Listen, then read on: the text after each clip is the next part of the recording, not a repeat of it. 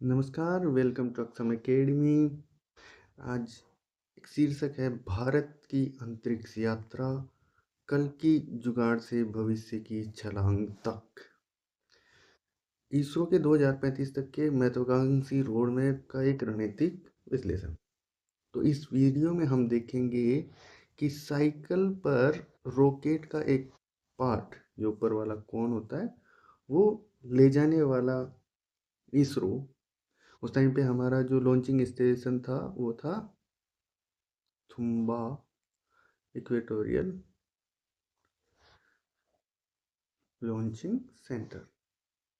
ठीक है, तो कहाँ साइकिल से चंद्रमा तक पहुंच गया है और अपना अंतरिक्ष केंद्र बनाने वाला है 2035 में। तो इन सब की बातें आज हम इसमें करने वाले हैं। करते हैं शुरू। जब दुनिया चांद पर थी, भारत उस टाइम पे कहाँ था?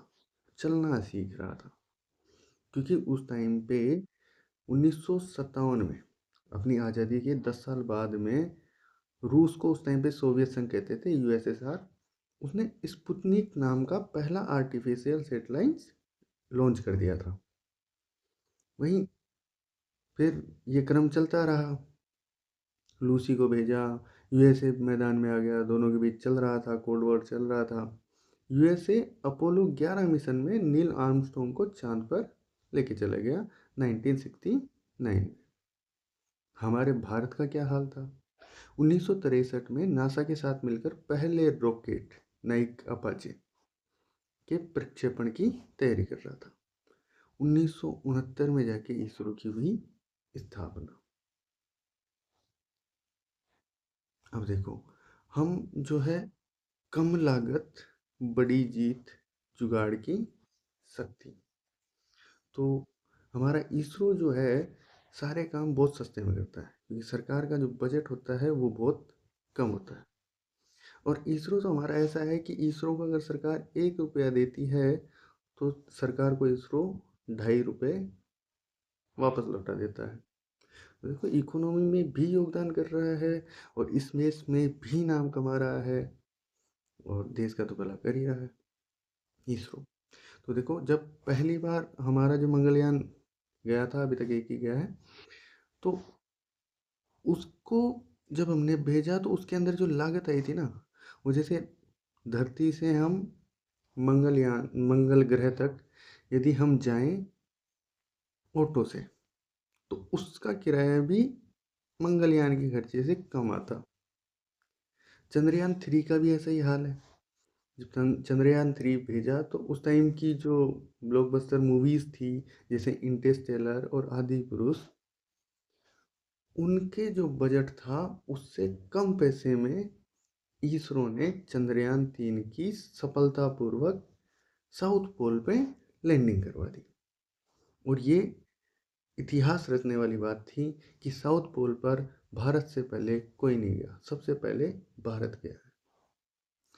दुनिया अब इसरो को हल्के में लेने की गलती नहीं कर सकती, तो बराबरी पे आके खड़े हो गए हैं। एक महत्वपूर्ण मोड़। क्या हमारी सबसे बड़ी ताकत ही हमारी कमजोरी बन सकती है? हमारी सबसे बड़ी ताकत क्या है? अभी मैंने बात की थी कि हम बहुत कॉस्ट इफेक्टिव होते हैं, हम बहुत कम पैसे खर्च करते हैं। लेकिन क्या वो जो हम जुगाड़ लगा रहे हैं उसमें कहीं ना कहीं तो कॉम्प्रोमाइज़ करना पड़ता है ना? तो क्या ये कॉम्प्रोमाइज़ करने से हमारे साथ क्या होगा? कहीं वो कमजोरी तो नहीं बन जाएगी? तो इसरो की जुगाड़ और कम लागत वाली इंजीनियरिंग ने हमें यहाँ तक पहुँचाया है, सही बात है।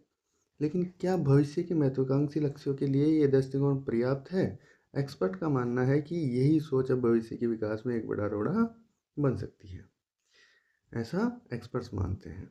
यहाँ तक कि जो इसरो के प्रमुख के सिवान ने भी इसके बारे में कहा है कि ये कॉस्ट इफेक्टिव से काम नहीं चलेगा।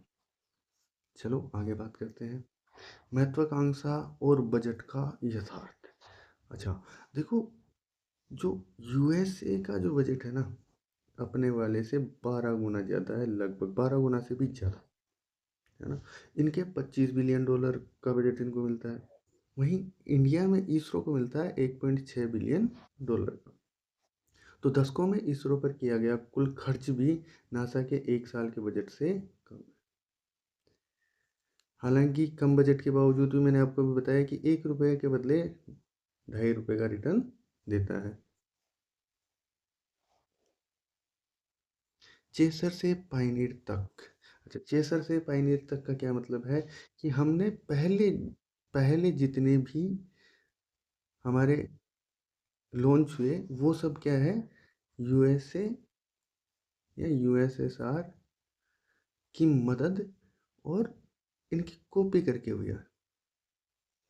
मतलब हमने इनसे सीखा सीखा तो हमें पता लग गया कि ऐसे करोगे तो नुकसान हो सकता है।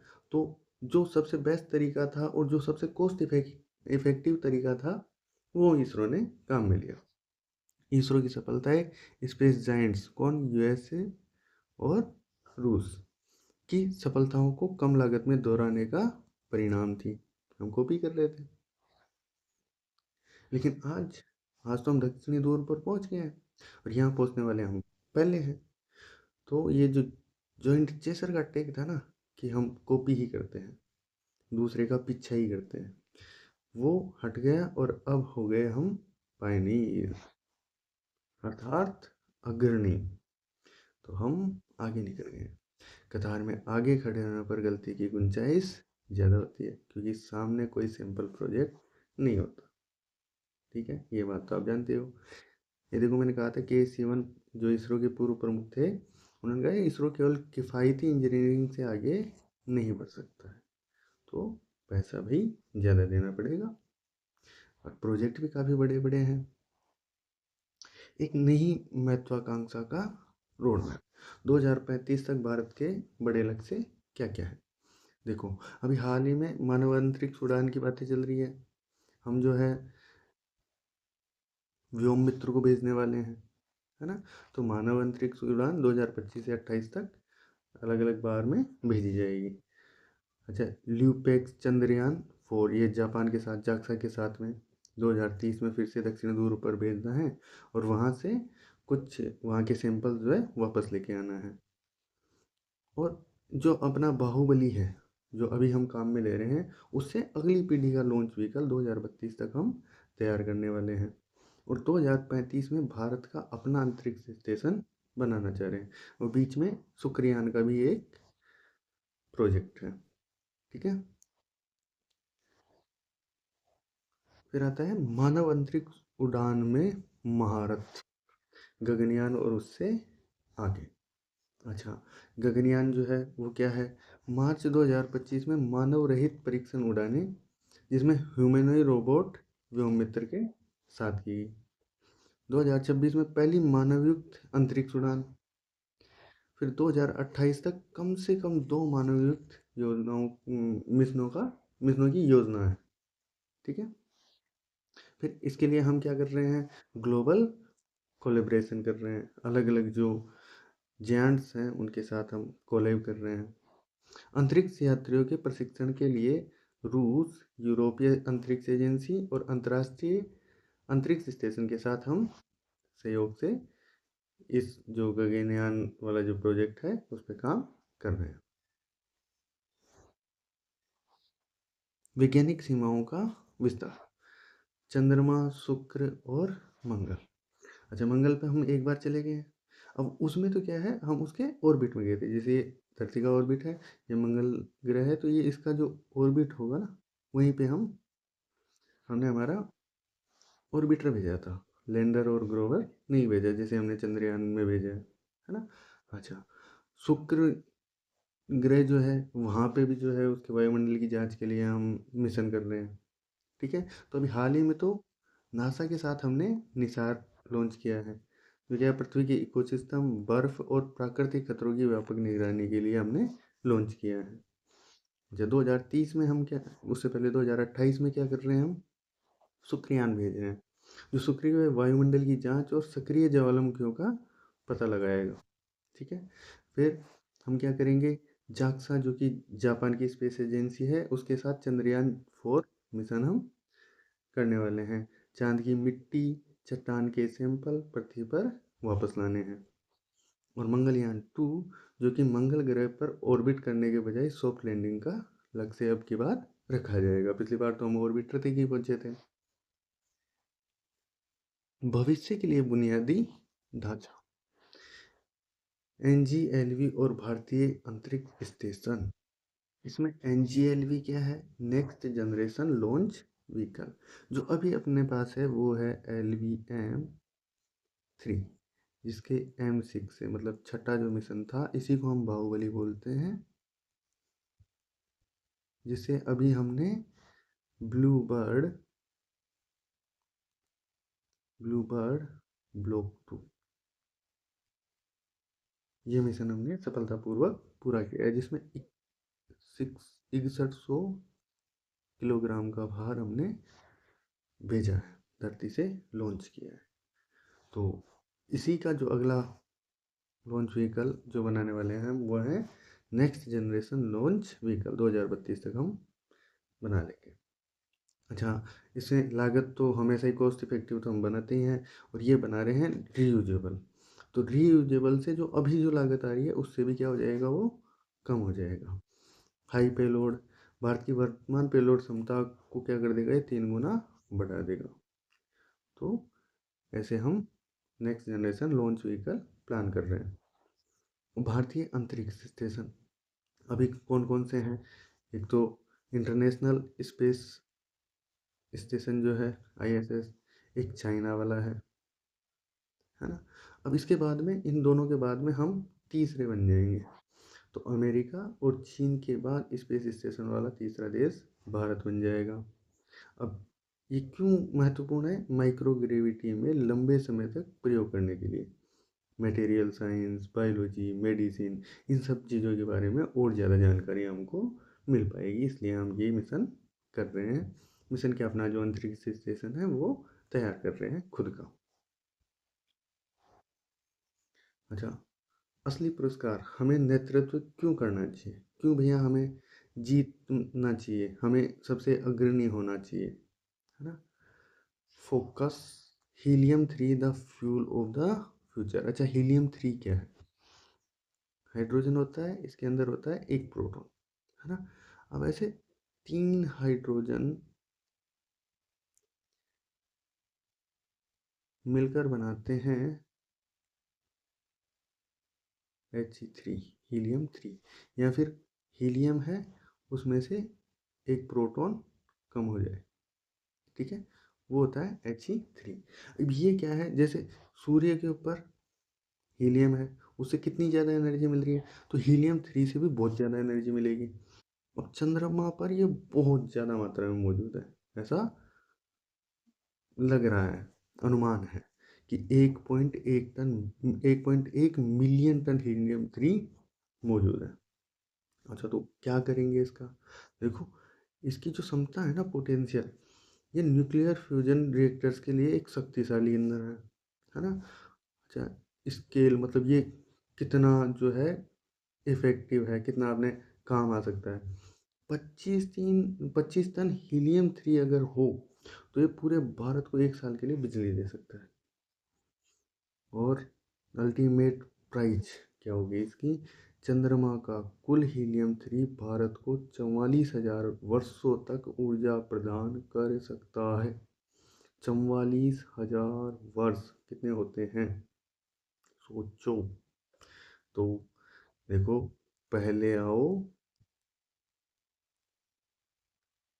पहले पाओ, यही वाली बात है, जैसे अमेरिका ने किया है। भाई अमेरिका आज AI में भी जो है सारे इन्वेस्टमेंट वहीं हो रहे हैं, अपन तो बस कोशिश ही कर रहे हैं कि हो जाए। सेमीकंडक्टर में चाइना लेके चला गया, तो स्पेस तो कम से कम हमारा होना चाहिए। नया स्वर्ण युग, ब्रह्मांडीय खजाने को अनलॉक करना।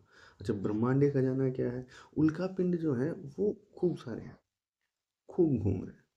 और ये जो उल्का पिंड है, इसके अंदर है जो कीमती धातु है ना, वो बहुत ज़्यादा है। कीमती धातु जैसे प्लेटिनम, सोना,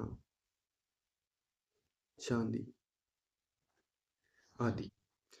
अब ये क्या है, अभी वैसे प्राइस बढ़ रही है, डिमांड ज़्यादा हो रही है, तो ये एस्टेरॉइड्स में बहुत ज़्यादा है ना। तो नासा का एक अनुमान है कि मंगल और बृहस्पति के बीच एस्टेरॉइड बेल्ट की कुल संपत्ति पृथ्वी पर हर व्यक्ति को $100 बिलियन प्रदान कर सकते हैं। सोचो, आपके पास $100 बिलियन आए, आप कुछ करोगे? तो ये तो उसके पास आएगा ना जो यहाँ तक पहले पहुँचेगा। हाँ, अमेरिका पहले चला गया, वो अगर निकाल लाया तो आपको फ्री में तो दे नहीं रहा। ये तकनीक वही विकसित कर पाएगी जो अंतरिक्ष अनुसंधान की कतार में सबसे आगे खड़ा हो। इसलिए इसरो को सबसे आगे ले जाना है। स्पेस की सिलिकॉन वैली, क्या भारत नेतृत्व करेगा या अनुसरण करेगा, लीड करेगा या फिर पहले की तरह फॉलो करेगा? द पहला क्या है, आईटी और कंप्यूटर टेक्नोलॉजी की दौड़ में विनर टेक्स ऑल। ये अंग्रेजी में लिखना चाहिए था मेरे को, टेक्स ऑल, विजेता ही सब कुछ लेता है ना।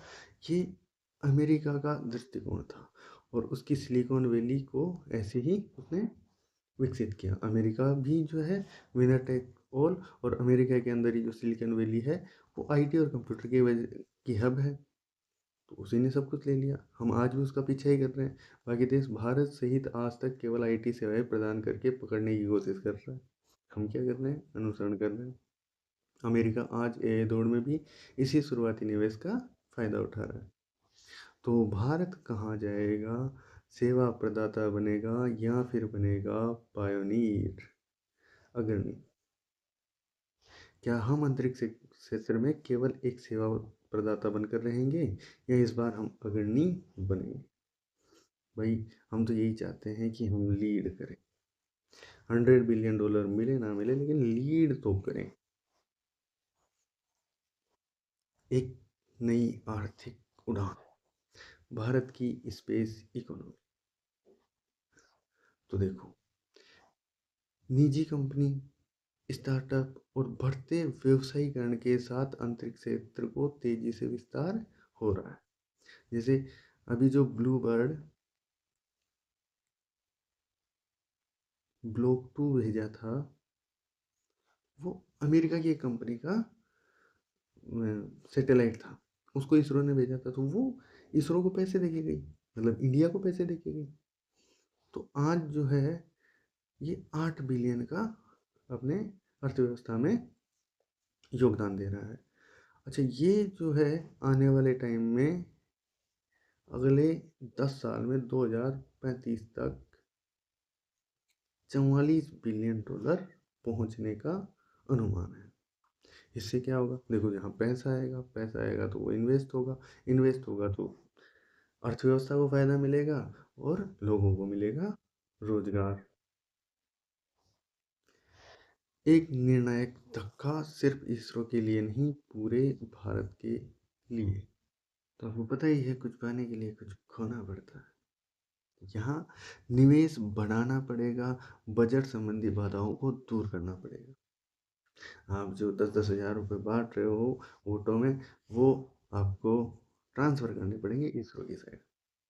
नई मानसिकता, नया माइंडसेट जो कि जोखिम और असफलताओं के लिए क्या हो, तैयार हो, रिस्क लेने वाला हो, फेलियर से डरने वाला नहीं हो, दूरगामी दृष्टि, लॉन्ग टर्म विजन होना चाहिए। इस सवाल से आगे आगे बढ़ना कि आम आदमी को क्या फ़ायदा होगा, मेन चीज़ है आम आदमी को इस चीज़ से क्या फ़ायदा होगा। अंतरिक्ष में ये निवेश सिर्फ एक सेक्टर को आगे नहीं बढ़ाएगा, ये पूरी भारतीय अर्थव्यवस्था को एक नई ऊंची उड़ान पर ले जाने की ताकत रखता है। तो हम अगले 10 सालों में बहुत कुछ करने वाले हैं स्पेस सेक्टर में। यही बात मैंने आपको पिछले 20 मिनट में बताने की कोशिश की। वीडियो अच्छा लगा तो लाइक और कमेंट कर देना, और आपको नववर्ष की हार्दिक बधाई।